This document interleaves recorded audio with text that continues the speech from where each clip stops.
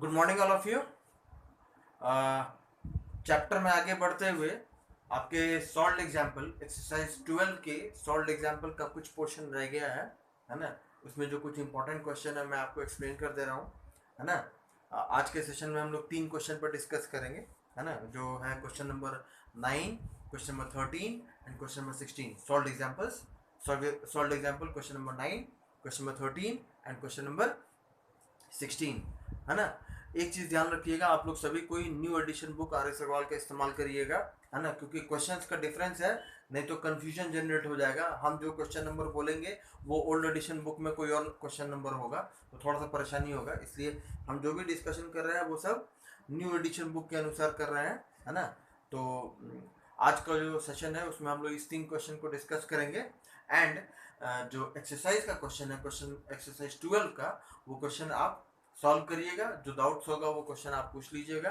फिर अगले सेशन में हम उस एक्सरसाइज में से भी कुछ जो इंपॉर्टेंट क्वेश्चन होगा, है ना, कुछ अच्छे क्वेश्चन जो होंगे जो एग्जाम्स में पहले आया हुआ है या जो थोड़ा ट्रिकी है, वैसे क्वेश्चंस को हम लोग कल डिस्कस करेंगे। आज हम लोग जो क्वेश्चन डिस्कस कर रहे हैं, है ना, चैप्टर का नाम है T ratios, trigonometric ratios of complementary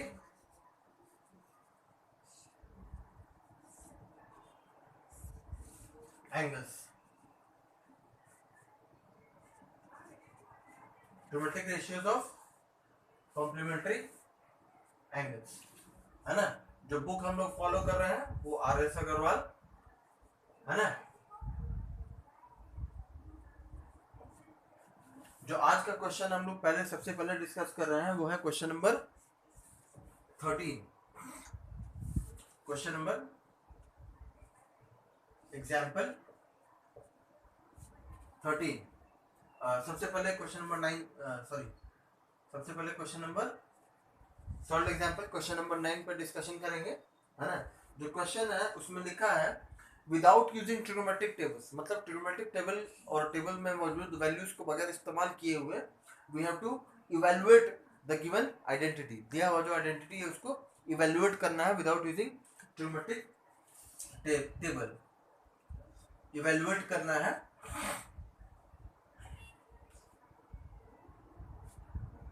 cos square 20 degree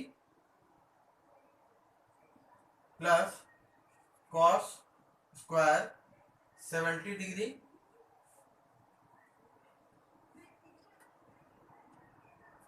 by sec square 50 degree plus minus cot square 40 degree plus 2 cosec square 58 degree minus 2 cot 58 degree into tan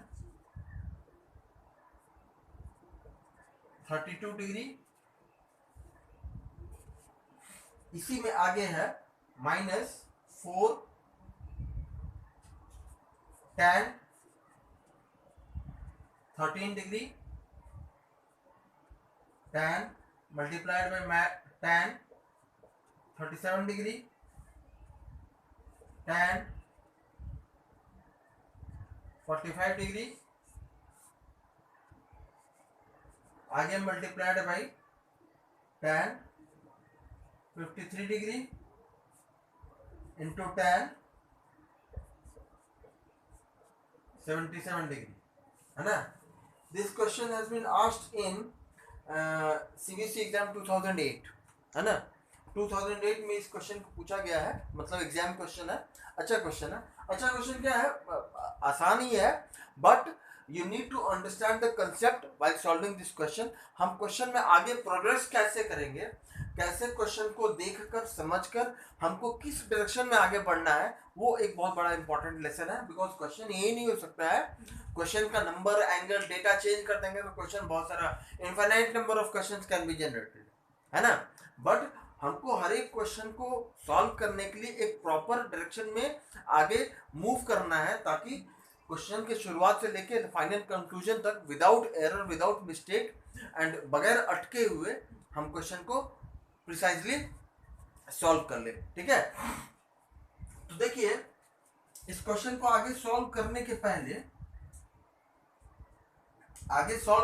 पहले हम इस क्वेश्चन के ऊपर पहले थोड़ा सा डिस्कशन कर लेते हैं कि आखिर बोले ना कि हम क्वेश्चन में आगे मूव कैसे करेंगे, उसका बेस पहले ही हम क्वेश्चन को देखकर हमको पहले समझ लेना है। क्योंकि ऐसा ही कुछ का कुछ कन्वर्जन करके फॉर्मूला कुछ भी लगाकर आप चाहेंगे इसमें चेंजेस करना, तो चेंजेस तो बहुत सारा हो जाएगा, लेकिन फाइनल रिजल्ट तक आप पहुंच नहीं पाइएगा।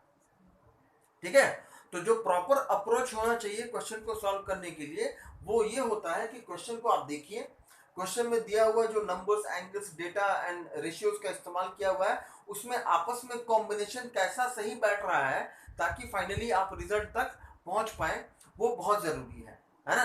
नहीं तो ऐसे ही हम कॉस को सेक में, सेक को टैन में कन्वर्ट करते रहेंगे तो कुछ का कुछ चेंज तो करते रह जाएंगे, बट फाइनल रिजल्ट तक पहुंच नहीं पाएंगे।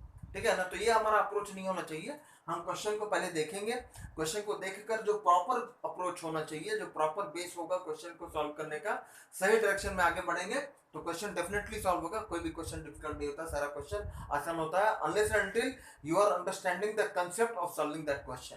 ठीक है, तो हम लोग क्या करेंगे, पहले क्वेश्चन को देखिए।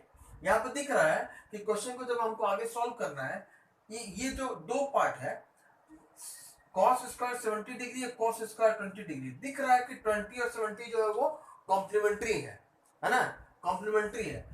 हम क्या करेंगे कि इस cos स्क्वायर 20 डिग्री को कन्वर्ट कर लेंगे इनटू sin स्क्वायर 70 डिग्री, है ना, क्योंकि 20 का कॉम्प्लीमेंट्री होता है 70, और जब ये sin स्क्वायर 70 डिग्री में कन्वर्ट हो जाएगा तो sin square 70 plus cos square 70 reduce होकर हो जाएगा 1। ठीक है, वैसे ही यहाँ पे sec स्क्वायर 50 डिग्री लिखा हुआ है ना, ये जो cot स्क्वायर 40 डिग्री है हम इसको कन्वर्ट कर लेंगे इनटू tan स्क्वायर 50 डिग्री। ठीक है, इसको हम कन्वर्ट कर लेंगे इनटू tan स्क्वायर 50 डिग्री। तो यहाँ पे फिर हम वहीं पे पहुंच जाएंगे, अपना जो ट्रिग्नोमेट्रिक फॉर्मूला है 1 plus sec square 1 plus tan square theta is equal to sec square theta, तीन फॉर्मूला था ना, sin square theta plus cos square theta is equal to 1 plus tan square theta is equal to sec square theta and 1 plus cot square theta is equal to cosec square theta, ऐसा formula है हमारे पास, है ना। तो जब इसको हम tan में कन्वर्ट कर देंगे तो ये tan स्क्वायर 50 डिग्री में 40 का कॉम्प्लीमेंट्री होगा 50, तो ये जब tan स्क्वायर 50 डिग्री हो जाएगा, ये sec स्क्वायर 50 डिग्री हो जाएगा, तो यहाँ पे भी रिजल्टेंट वैल्यू हमारा आ जाएगा 1, तो ये पूरा का पूरा टर्म रिड्यूस होके हो जाएगा 1। ठीक है, अब आगे बढ़ेंगे क्वेश्चन में, तो देखिए लिखा है 2 cosec स्क्वायर 58 डिग्री, है ना, और आगे उसके आगे लिखा है -2 cot 58 डिग्री। ठीक है, एक बार क्वेश्चन को हम चेक कर लेते हैं। हाँ ठीक है, ये जो cot 58 डिग्री है ना, और tan 32 डिग्री है, इस tan 32 डिग्री को कन्वर्ट करके हम कर लेंगे इसको cot 58 डिग्री में, क्योंकि 32 का कॉम्प्लीमेंट्री 58 है, तो ये जब कन्वर्ट हो जाएगा cot 58 डिग्री में, तो cot 58 degree into cot 58 degree हो जाएगा cot स्क्वायर 58 डिग्री, है ना, और 2 कॉमन ले लेंगे बाहर, तो cosec square 58 degree minus cot square 58 degree also reduce होके हो जाएगा 1, है ना, because 1 plus cot square theta is equal to cosec square theta, है ना, ऐसा फॉर्मूला, है ना।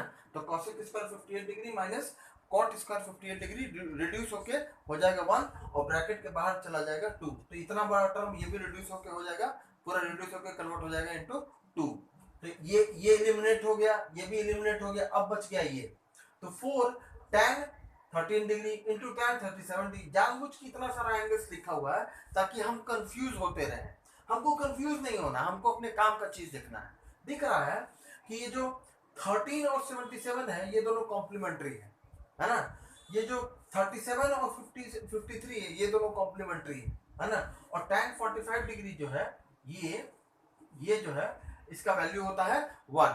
ठीक है, हम क्या करेंगे कि tan 13 या tan 77 में से किसी एक को cot में कन्वर्ट कर लेंगे, है ना, तो सेम एंगल के लिए tan और cot जो होता है वो रेसिप्रोकल होता है, मल्टीप्लाई होके हो जाएगा 1। वैसे ही ये tan 37 और tan 53 में से किसी एक को कन्वर्ट कर लेंगे दूसरे कॉम्प्लीमेंट्री एंगल में cot के टर्म में, है ना, तो वहां पर भी क्या होगा tan और cot जो है आपस में सेम एंगल के लिए रेसिप्रोकल होता है और उसका प्रोडक्ट हो जाएगा 1। तो ये और ये मिला के हो जाएगा 1 और ये मिला के हो जाएगा 1, तो ये भी चारों रिड्यूस होकर हो गया 1, है ना। और tan 45 डिग्री का वैल्यू होता है 1, तो इसका मतलब ये पूरा का पूरा रिड्यूस होकर कन्वर्ट हो जाएगा 1 में, and 4 multiplied by 1 is equal to 4। तो इसका मतलब है हमारा ये टर्म और ये टर्म इतना सारा सॉल्व करके हमारा रिड्यूस होकर हो जाएगा छोटा सा, ठीक है, जो कि केवल नंबर्स में रह जाएगा, उसमें कोई भी ट्रिग्नोमेट्रिक रेशियो नहीं रहेगा, कोई एंगल नहीं रहेगा, कुछ नहीं रहेगा, केवल प्रॉपर नेचुरल नंबर या इंटीजर होगा, जिसको हम आपस में सिंप्लीफाई करके सॉल्व कर लेंगे लास्ट में। तो हमारा क्वेश्चन जो है वो केवल 3 स्टेप में सॉल्व हो जाने वाला है। जो हम बताए हैं उस प्रोसीजर को अप्लाई करेंगे और सॉल्व हो जाएगा। तो सबसे पहला स्टेप क्या करते हैं, ये cos स्क्वायर 20 डिग्री को हम क्या लिख सकते हैं, साइन स्क्वायर डायरेक्टली लिख रहे हैं हम, इसलिए कि पता है कि 20 का कॉम्प्लीमेंट्री 70 होता है ना। तो कॉम्प्लीमेंट्री एंगल्स के लिए cos का पेयर किसके साथ बनता है, साइन के साथ बनता है ना। तो cos स्क्वायर 20 डिग्री ना लिख करके डायरेक्टली हम उसको लिख दिए साइन स्क्वायर 70 डिग्री, प्लस अगला पार्ट है उसमें cos स्क्वायर 70 डिग्री, ठीक है। इसका दोनों का डिनोमिनेटर है sec स्क्वायर 50 डिग्री, और ये जो cot स्क्वायर 40 डिग्री लिखा हुआ है इसका कॉम्प्लीमेंट्री एंगल हो जाएगा 40 का 50, है ना, और cot कन्वर्ट हो जाएगा tan में, है ना। तो डायरेक्टली इतने के जगह पे डायरेक्टली हम लिख दे रहे हैं tan स्क्वायर 50 डिग्री, ठीक है। 40 का कॉम्प्लीमेंट्री है 50 और cot का पेयर बनता है tan के साथ, ठीक है। वैसे ही अब आगे जब बढ़ेंगे तो 2 cosec स्क्वायर 58 डिग्री, है ना, माइनस टू cot 58 डिग्री को ऐसे ही रहने देते हैं। ये जो tan 32 है, 32 का कॉम्प्लीमेंट्री है 58 और tan का पेयर बनता है cot के साथ, तो इसको हम हटा के इसको रिप्लेस कर देते हैं cot 58 डिग्री से, ठीक है। अब आगे बढ़ेंगे क्वेश्चन में, तो -4 tan 13 डिग्री लिखा है और tan 77 डिग्री लिखा है। इन सबको अरेंज करके टर्म्स को जो आपस में मल्टीप्लाई होने वाला है सेम एंगल के लिए रेसिप्रोकल ट्रिग्नोमेट्रिक रेशियो, उनको एक जगह अकुमुलेट कर लेते हैं, है ना। तो tan 13 ऐसे ही रहने देते हैं, है ना। और ये जो tan 77 है इसको हटाकर इसके जगह पे हम कर देते हैं 77 का कॉम्प्लीमेंट्री होता है 13 और tan कन्वर्ट हो जाएगा कॉम्प्लीमेंट्री एंगल में, tan का पेयर बनता है cot के साथ, तो हम इसके जगह पर रिप्लेस करके लिख दे रहे हैं cot 13 डिग्री, है ना। आगे बढ़ेंगे तो tan 37 डिग्री को ऐसे ही रहने देते हैं, है ना। और ये जो tan 53 डिग्री है 53 का कॉम्प्लीमेंट्री होगा 37 और tan का कॉम्प्लीमेंट्री एंगल में पेयर बनता है tan का cot के साथ, तो इसको रिप्लेस करके हम लिख देते हैं cot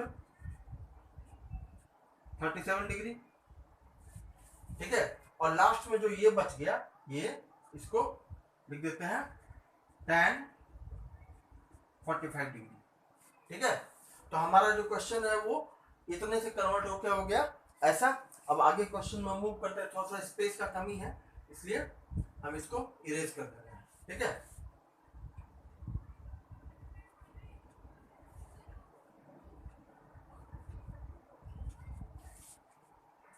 आगे क्वेश्चन में बढ़ेंगे तो sine square 70 degree plus cos का 70 डिग्री, देखिए एंगल सेम है, सेम एंगल के लिए sine square theta plus cos का थीटा हो जाता है 1, है ना। नीचे denominator sec square 50 degree minus tan square 50 degree, formula है ना 1 plus tan square theta is equal to sec square theta. तो tan को लेफ्ट हैंड साइड से जब राइट हैंड साइड में ले जाएंगे तो sec square theta minus tan square theta is equal to 1 बचेगा, है ना। तो इतने को रिड्यूस करके फॉर्मूला कुछ ऐसा होगा 1 plus tan square theta is equal to sec square theta, है ना फॉर्मूला हमारे पास है। यहां से जब tan स्क्वायर को इस तरफ ले जाएंगे तो 1 is equal to sec square theta minus tan square theta होगा, है ना। तो इतने की जगह पे 1 लिखा जा सकता है ना। तो यहाँ पे देखिए एंगल सेम है थीटा एंड थीटा, यहाँ पर भी देखिए 50 डिग्री है, तो sec square theta minus tan square theta यहाँ पर भी हो जाएगा 1, ठीक है। आगे जब बढ़ेंगे क्वेश्चन में तो 2 cosec स्क्वायर 2 जो है इन दोनों टर्म्स में, इसमें और इसमें दोनों में देखिए 2 और 2 है, तो 2 को कॉमन ले लेते हैं ब्रैकेट के अंदर, cosec स्क्वायर 58 डिग्री, यहाँ पे cot 58 इंटू cot 58 हो जाएगा cot स्क्वायर 58 डिग्री, है ना। तो फॉर्मूले में बच जाएगा cosec square 58 degree minus cot square 58 degree. ये और ये तो ब्रैकेट के बाहर चला गया ना 2, तो बच गया cosec स्क्वायर 58 डिग्री माइनस ये तो 2 हट गया cot 58 इंटू cot 58, तो cot theta into cot theta क्या हो जाएगा cot स्क्वायर थीटा, मतलब cot स्क्वायर 58 डिग्री। तो cosec square 58 degree minus cot square 58 degree भी वैसे ही हो जाएगा जैसे ये फॉर्मूला है, तो वैसे ही एक और फॉर्मूला है ना 1 plus cot square theta is equal to cosec square theta, है ना ऐसा फॉर्मूला। यहाँ पर से जब इसको उस तरफ ले जाएंगे तो हो जाएगा ना 1 is equal to cosec square theta minus cot square theta, है ना ऐसा फॉर्मूला। तो इतने के जगह पर 1 लिख सकते हैं ना, तो वैसे ही यहाँ पे cosec square 58 degree minus cot square 58 degree भी रिड्यूस होके हो जाएगा 1, ठीक है। तो ब्रैकेट के अंदर हो गया 1 माइनस 4, इन सब का 1 2 3 4 5 पांचों का कोफिशिएंट है 4 जैसा है वैसा का वैसा ही रहेगा। अब tan 13 degree into cot 13 degree, angle same है, सेम एंगल के लिए tan और cot जो है वो रेसिप्रोकल हो जाता है, तो हो जाएगा 1, इन दोनों की जगह पे हो गया 1। वैसे ही 37 डिग्री और 37 डिग्री देखिए एंगल सेम है और tan और cot जो है सेम एंगल के लिए रेसिप्रोकल होता है, तो इनके भी जगह पे हो गया 1, है ना। लास्ट में बच गया tan 45 डिग्री, tan 45 डिग्री का भी वैल्यू होता है 1, ठीक है। अब लास्ट में इसको सॉल्व करेंगे तो 1 प्लस 2 माइनस 4, आगे लास्ट में सॉल्व करेंगे तो 2 plus 1 is equal to 3 minus 4, answer आएगा -1, ठीक है। कोई दिक्कत? बहुत ही आसान है, क्वेश्चन सॉल्व कर दिया गया है। जो मेन एम था क्वेश्चन को का कि क्वेश्चन को जब हम सॉल्व करेंगे तो क्वेश्चन में आगे हम कैसे अप्रोच करेंगे, कैसे प्रोग्रेस करेंगे, ताकि फाइनली हम रिजल्ट तक पहुंच पाए और हमारा बगैर टाइम वेस्ट हुए बहुत ज़्यादा टाइम बगैर किल किए हुए। बिकॉज एग्जाम में होता क्या है, एग्जाम में जब आप क्वेश्चन बनाने बैठते हैं, अगर इनिशियली क्वेश्चन को बनाने के लिए चुना हुआ अप्रोच सही नहीं हुआ तो हो सकता है कि आपका टाइम एक्सपेक्टेशन से ज़्यादा कंज्यूम हो जाए और फाइनली आप आंसर तक पहुंच भी ना पाए। तो ऐसे सिचुएशन में फ्रस्ट्रेशन क्रिएट हो सकता है, that is not good for any student, किसी भी स्टूडेंट के लिए अच्छी बात नहीं है। बिकॉज एग्जाम में आप बहुत कूल, बहुत ही प्रॉपर माइंडसेट, स्टेबल माइंडसेट के साथ एग्जाम में अपीयर होना चाहिए, और प्रैक्टिस आप पहले जितना हो उतना अच्छा कर लीजिए ताकि एग्जाम में आपका टाइम किल ना हो और प्रॉपरली प्रिस्क्राइब टाइम में आपका एग्जाम पेपर जो है वो कंप्लीट हो जाए। बिकॉज 1-2 क्वेश्चन अगर गलत हो जाता है तो थोड़ा सा आदमी नर्वस होने लगता है और उसका असर पड़ता है आगे उसी पेपर में, आगे एरर्स बढ़ने लगेगा आपका, है ना।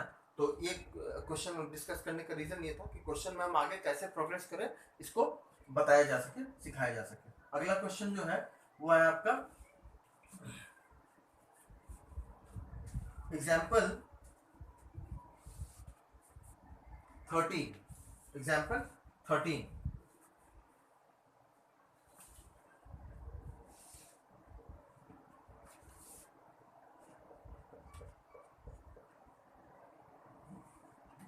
Example 13।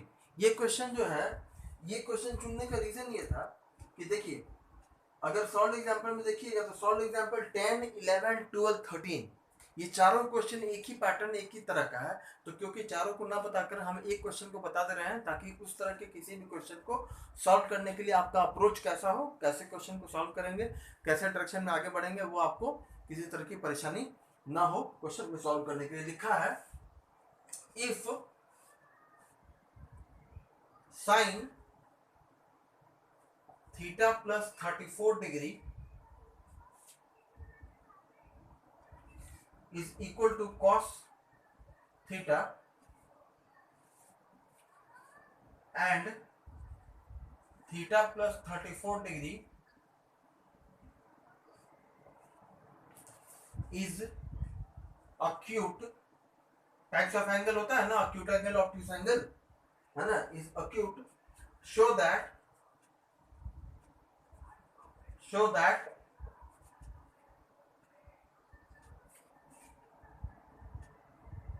Theta is equal to 28 degree. ठीक है, हमको शो करना है कि थीटा का वैल्यू जो है वो 28 डिग्री होगा। देखिए इस क्वेश्चन को चुनने का या 10, 11, 12, 13 चारों सॉल्व एग्जाम्पल में एक को हम एक्सप्लेन कर रहे हैं। इस क्वेश्चन को एक्सप्लेन करने का पर्पस क्या है कि हम क्वेश्चन के पैटर्न को समझ पाए। देखिए यहाँ पे सबसे इंपॉर्टेंट चीज क्या है, वो लिखा हुआ है ये। ठीक है, ये क्यों लिखा हुआ है, why it is written that theta plus 34 is acute, है ना? क्योंकि अगर थीटा प्लस 34 अक्यूट नहीं होगा तो दूसरा जो पेयर ऑफ कॉम्प्लीमेंट्री एंगल होता है राइट एंगल ट्रायंगल में, यहाँ पे हम छोटा सा डायग्राम बना के एक्सप्लेन कर देते हैं। ठीक है, अगर ये एंगल जो है मान लीजिए अक्यूट ना रह जाए, है ना, ये अगर ये मान लो ये इसको थीटा प्लस 34 यही है ना, तो अगर ये अक्यूट नहीं रहेगा तो ये राइट एंगल ट्रायंगल रह ही नहीं जाएगा ना, बिकॉज एक राइट एंगल ट्रायंगल में एक ही राइट एंगल हो सकता है और बाकी दोनों जो है वो अक्यूट ही होना चाहिए। तो अगर ये नहीं होगा अक्यूट तो ये जो हमारा फॉर्मूला ट्रिग्नोमेट्री का वो एग्जिस्ट ही नहीं करेगा ना, because in a right angle triangle if one of the angle is right angle then it is obvious that the remaining two angles must be acute, है ना। तभी तो राइट एंगल ट्रायंगल का जो भी कंसेप्ट और फॉर्मूला हम लोग अप्लाई कर रहे हैं आइडेंटिटीज और क्वेश्चन में सॉल्व करने के लिए, उस हर एक क्वेश्चन में वो फॉर्मूला तो तभी ना एप्लीकेबल होगा जब हम ये मान के चलेंगे कि एक राइट एंगल ट्रायंगल की बात कर रहे हैं और वो फॉर्मूला जो है वो उस राइट एंगल ट्रायंगल के कंसेप्ट से ही निकाला, डिड्यूस किया हुआ है, निकाला हुआ है ना। इसीलिए लिखा हुआ है यहाँ पे थीटा प्लस 34 इज अक्यूट। बात समझ में आ गया? तो एक बात तो ये हो गया। अब दूसरा क्वेश्चन में क्या है लिखा है, sine theta plus 34 is equal to cos theta, है ना। हमको प्रूफ करना है कि थीटा या शो करना है कि थीटा का वैल्यू 28 डिग्री है ना। अब देखिए क्या हम ऐसा लिख सकते हैं कि साइन थीटा प्लस 34 डिग्री, ये जो कॉस थीटा लिखा हुआ है, कॉस थीटा की जगह पे हम साइन 90 माइनस थीटा लिख सकते हैं, because sine 90 minus theta is equal to cos theta. पता है ना ऐसा, पेयर ऑफ कॉम्प्लीमेंट्री एंगल्स के लिए साइन और कॉस का पेयर एक साथ बनता है ना। तो अगर एक एंगल थीटा है तो दूसरा उसका कॉम्प्लीमेंट्री पेयर क्या होगा, 90 माइनस थीटा, है ना। तो अगर यहाँ पे कॉस थीटा है तो उसका कॉम्प्लीमेंट्री 90 माइनस थीटा लेंगे तो कॉस का पेयर किसके साथ बनेगा, साइन के साथ। ऐसा करने का पर्पस क्या था, ऐसा करने का पर्पस ये था कि इस तरफ भी साइन हो और इस तरफ भी साइन हो, सेम ट्रिग्नोमेट्रिक रेशियोज के लिए, सेम ट्रिग्नोमेट्रिक रेशियोज के लिए अगर इक्विलिब्रियम है बीच में तो सेम ट्रिग्नोमेट्रिक रेशियो अगर होगा तो एंगल्स भी इक्वल माना जाता है ना। अगर मान के चलिए अगर हम ऐसा लिखते हैं कि sine theta is equal to sine five, इसका मतलब है थीटा इज इक्वल टू 5, क्योंकि तो तभी पॉसिबल है ना कि अगर सेम एंगल नहीं होगा तो सेम ट्रिग्नोमेट्रिक रेशियो के लिए इक्विलिब्रियम कहां से आएगा। ये left hand side part right hand side के लिए इक्वल तभी ना होगा जब सेम ट्रिग्नोमेट्रिक रेशियो हो और एंगल सेम हो। तो सेम ट्रिग्नोमेट्रिक रेशियो तो है, जब तक एंगल्स इक्वल नहीं होगा तो left hand side can not be equal to right hand side. बात समझ आ रहा है? तो कंसेप्ट यही है कि सेम ट्रिग्नोमेट्रिक रेशियो लाया गया। सेम ट्रिग्नोमेट्रिक रेशियो लाने का मतलब है अगर इक्विलिब्रियम में है, इक्वेशन में है, तो लेफ्ट हैंड साइड पार्ट वाला एंगल और राइट हैंड साइड पार्ट वाला एंगल इक्वल होगा। तो यहाँ से ये मत करिएगा, देखिए गधों का जहाँ पे जमात होता है ना, गधे वो लोग क्या करते हैं अपने से नया नया मैथमेटिक्स का पैटर्न से निकालने लगेगा, है ना। वैसा काम नहीं करना है। आप बिल्कुल कंसेप्चुअल मैथमेटिक्स की बात करिए, तो ये सब बेकार का स्टेप्स नहीं लिखा जाता है ना किया जाता है। इससे आप अगर करते हैं तो ये आप अपनी बेवकूफ़ी बता रहे हैं लोगों को, है ना। बेवकूफ़ी बताने की जरूरत नहीं है। बहुत सब क्या करेगा ना, ये साइन और साइन कैंसिल कर देगा। साइन कोई वेरिएबल है, कोई कांस्टेंट है, इक्वेशन का कोई पार्ट है जो आप उसको कैंसिल कर दिए। ये जिंदगी में कभी मत करना ये काम। ये बोले कि गधों का जहाँ पे जमात होता है उनका ही काम है ये काम करना कि साइन और साइन कैंसिल कर दिए। साइन कोई टर्म है, साइन थीटा प्लस 34 मिलाकर एक टर्म है, तो साइन और साइन कैसे कैंसिल कर दिए। साइन कोई इक्वेशन का कोई टर्म नहीं ना है, कोई कोफिशिएंट नहीं ना है, इस एंगल का कोफिशिएंट है साइन। ये पूरा मिला के हम जिस दिन पहले दिन शुरुआत किए थे ट्रिग्नोमेट्री का, जहाँ पर फर्स्ट एक्सरसाइज शुरू किए थे, उसी वक्त बताए थे कि जब भी कोई ट्रिग्नोमेट्रिक रेशियो का नाम लेंगे तो उसके साथ जरूर किसी न किसी एंगल का एग्जिस्टेंस होगा। तो ये अकेला कुछ नहीं है, साइन अकेला कुछ नहीं है। साइन कब है, साइन अपने एंगल के साथ लेकर एक टर्म है। तो ऐसा कभी मत करिएगा साइन और साइन कैंसिल कर दिए। अगर आप में से कोई किया है तो तुरंत के तुरंत इस आदत को बदल लीजिए। क्यों?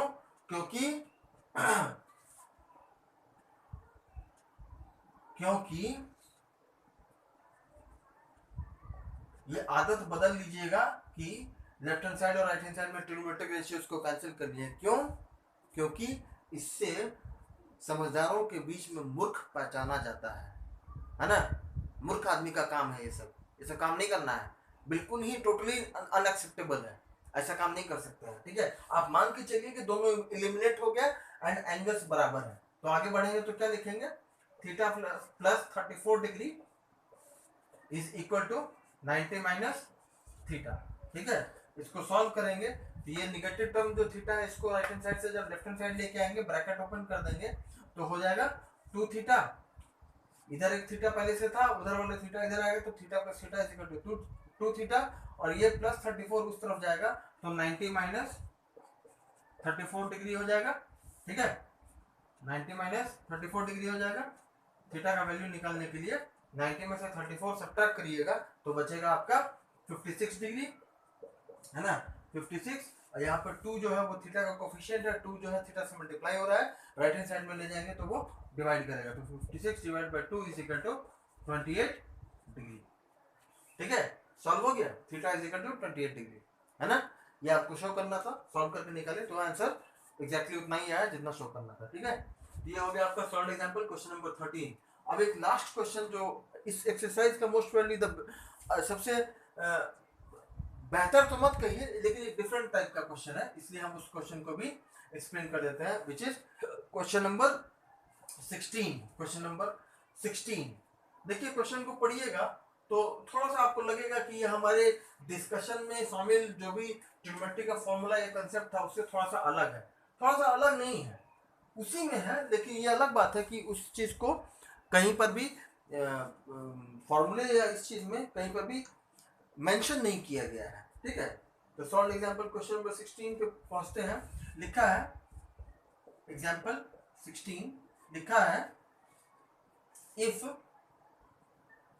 A, B and C are the angles of triangle ABC, are angles of triangle ABC, show that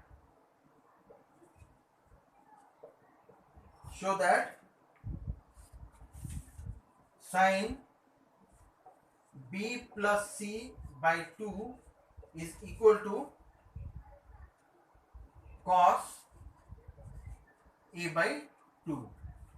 ठीक है, ये भी एग्जाम क्वेश्चन है 2008 में, पेपर सेट सी में आया हुआ था, है ना, CBSE 2008 सी में आया हुआ था। ठीक है, एक काम करते हैं, अपने जरूरत के अनुसार जो फर्स्ट इस क्वेश्चन को सॉल्व करने के लिए सबसे इंपॉर्टेंट चीज क्या है कि आखिर हम क्वेश्चन में इनिशिएट कैसे करेंगे। ठीक है, हम क्वेश्चन में इनिशिएट कैसे करेंगे, तो सबसे इंपॉर्टेंट चीज जो है वो क्या है कि हम फर्स्ट स्टेप ऐसा लिखें ताकि आगे का क्वेश्चन हम जैसे प्रोग्रेस करेंगे वो मेरे फर्स्ट स्टेप से ही क्लियर हो जाए कि हमको क्वेश्चन में आगे कैसे बढ़ना है। देखिए, एक चीज बहुत इंपॉर्टेंट चीज क्या दिया हुआ है कि ABC are angles of triangle, angles of triangle ABC। Triangle ABC, किसी भी ट्राइंगल के वर्टिसेस पर मौजूद तीनों एंगल्स का सम कितना होता है, 180 डिग्री होता है। तो पहला स्टेप जो हम लिखेंगे वो लिखेंगे angle A plus B plus C is equal to 180 degree, जो कि इस ट्राइंगल में दिया हुआ कि ये तीनों एंगल जो है वो किसी ट्राइंगल का 3 एंगल है ना। तो ट्राइंगल ABC का तीनों एंगल्स का सम कितना होगा, 180 डिग्री। अब देखिए, हमको जो चीज चाहिए, जो चीज प्रूफ करना है, शो करना है, उसमें दिख रहा है कि B प्लस C जो है वो लेफ्ट हैंड साइड में है और A जो है वो राइट हैंड साइड में है। तो जो काम हमको करना है हम उसके अनुसार ही चलेंगे, अपनी तरफ से ज्यादा दिमाग नहीं लगाएंगे, है ना। तो अगर चलते हैं तो B प्लस C हमको लेफ्ट हैंड साइड में चाहिए और A राइट हैंड साइड में चाहिए। अब कैसे चाहिए वहां तक पहुंच जाएगा, अपने आप पहुंच जाइएगा, आप जो चीज दिख रहा है उसके अनुसार चलिए ना, आप खुद ही सोल्यूशन तक पहुंच जाइएगा। तो B प्लस C को लेफ्ट हैंड साइड में रखते हैं, B प्लस C को लेफ्ट हैंड साइड में रखते हैं और A को राइट हैंड साइड में लेके चले जाते हैं। तो 180 इधर प्लस है, उधर जाएगा तो माइनस हो जाएगा। ठीक है, अब आगे सॉल्व करेंगे तो दिख रहा है कि लेफ्ट हैंड साइड में B प्लस C अकेला नहीं है, वो B प्लस C बाई 2 है।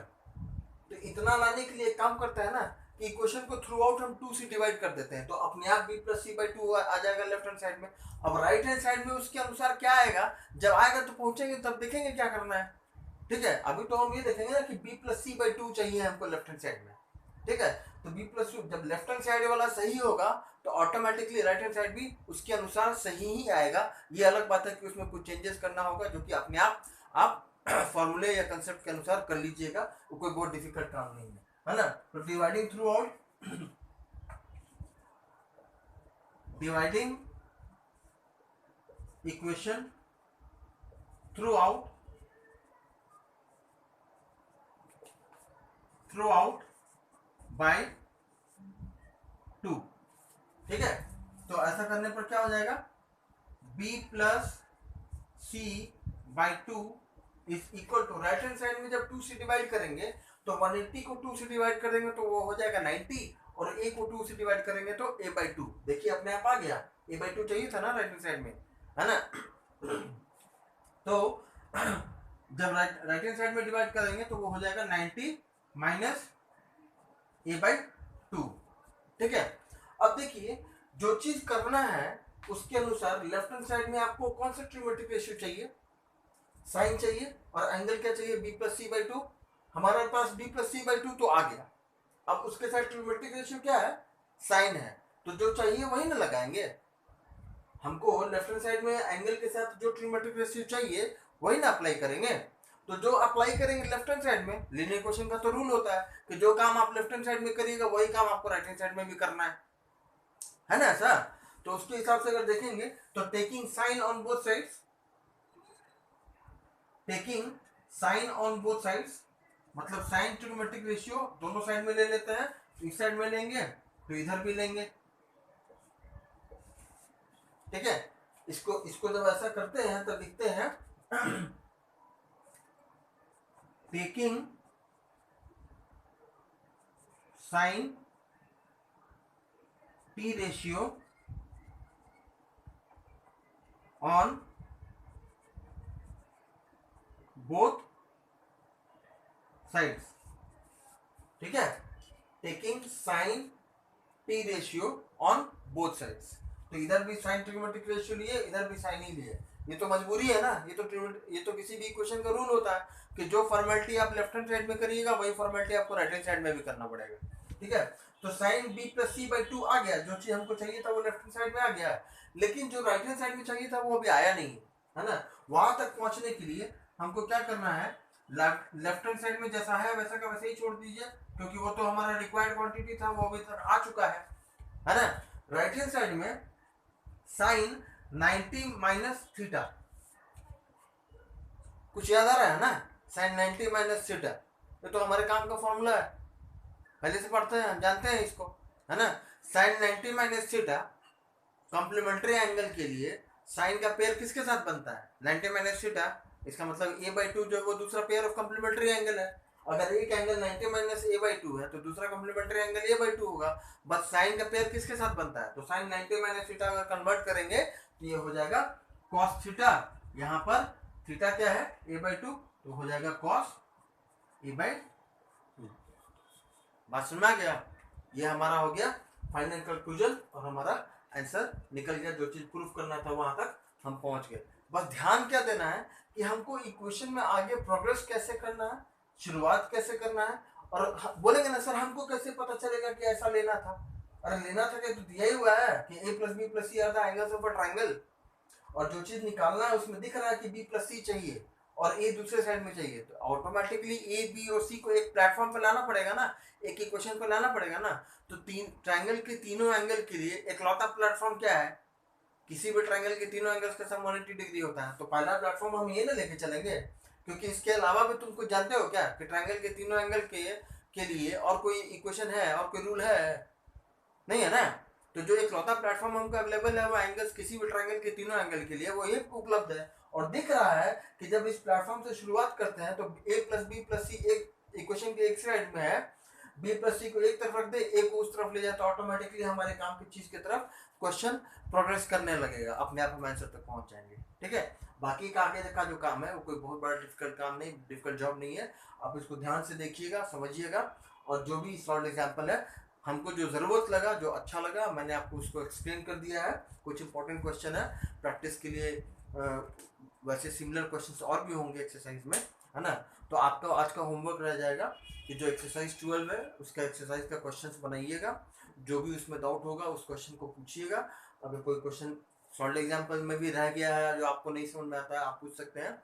मैं कल के सेशन में उसको शुरू करने के पहले आपके डाउट्स को क्लियर कर दूंगा। कल का जो सेशन शुरू होगा तो हम लोग कुछ इंपॉर्टेंट क्वेश्चन, या आप लोग का अगर कोई पूछा हुआ कोई डाउट होगा तो उस क्वेश्चन को हम लोग कल डिस्कस करेंगे, ठीक है।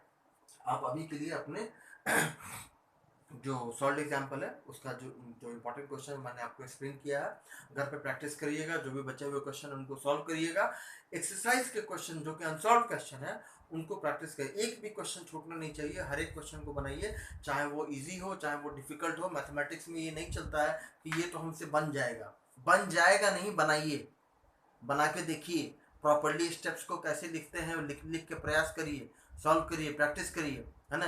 बिकॉज आज का प्रैक्टिस किया हुआ कल आने वाले वक्त में जब आपके एग्जाम में अपियर होइएगा तो chances of error minimum reduce हो जाता है ना। मैथमेटिक्स कोई हिस्ट्री, ज्योग्राफी या हिंदी, इंग्लिश, लिटरेचर या लैंग्वेज का पेपर नहीं है कि आप याद कर लीजिएगा, अपने वर्ड्स में जाके लिख लीजिएगा। It is only a matter of practice and finding out the solution. जितनी बार आप प्रैक्टिस करिएगा उतना ज़्यादा आपका एफिशिएंसी बढ़ेगा, उतना ज़्यादा आपका चांसेस ऑफ एरर रिड्यूस होगा, है ना। तो क्वेश्चन को ऐसा नहीं कि पढ़ लिए, पेज पलट के पढ़ना नहीं है, हर एक क्वेश्चन को आप देखिए, अपने नोटबुक पे सॉल्व करिए। सॉल्व करने के दौरान अगर एरर्स निकलता है या कहीं पर ऐसा लगता है कि यहाँ पर कैसे आगे बढ़ेंगे या यहाँ पर कैसे लिखेंगे, वो सॉल्व एग्जाम्पल में बनाए हुए क्वेश्चन से देखकर लर्न करिए, उससे सीख लीजिए और अपने जो एक्सरसाइज के क्वेश्चन है उसको सॉल्व करिए। अगर कोई डाउट होगा तो आप पूछिएगा, इन्फॉर्म करिएगा। आप चैनल में कमेंट बॉक्स में भी कर सकते हैं, या नहीं तो आपका जो क्लास ग्रुप है आप उस ग्रुप के माध्यम से भी क्वेश्चन पूछ सकते हैं। कल के सेशन में आपका जो भी डाउट्स होगा उसको क्लियर करेंगे, कुछ जो एक्सरसाइज का इंपॉर्टेंट क्वेश्चन होगा उसको हम लोग डिस्कस करेंगे, फिर आगे चैप्टर में हम प्रोग्रेस करेंगे, ठीक है। Okay, thank you.